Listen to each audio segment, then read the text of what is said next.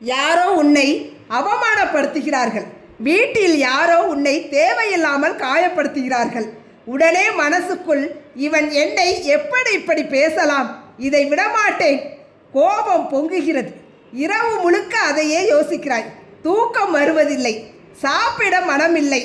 ஆனால் உன்னை காயப்படுத்தியவன் அவன் நிம்மதியாக தூங்குகிறான்.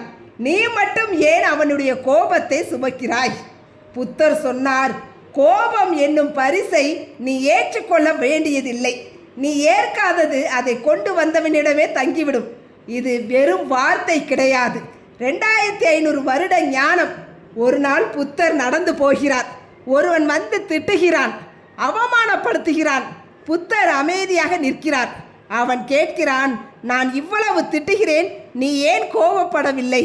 அதற்கு புத்தர் சொன்னார், நண்பா, யாரோ உனக்கு ஒரு பரிசு தருகிறார்கள். நீ வாங்கவில்லை என்றால் அது யாரிடம் தங்கும் என்றார்.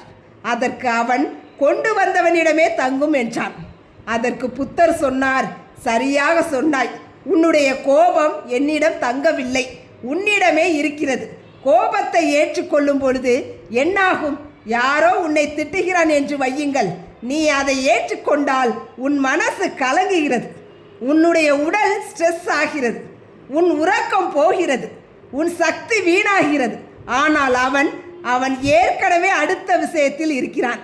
நீ அவனுடைய கோபத்தை வாங்கி அவனுக்காக சுமக்கிறாய். இது நியாயமா? கோபத்தை ஏற்காமல் இருப்பது எப்படி? இது பலவீனம் இல்லை, இது மிகப்பெரிய வலிமை.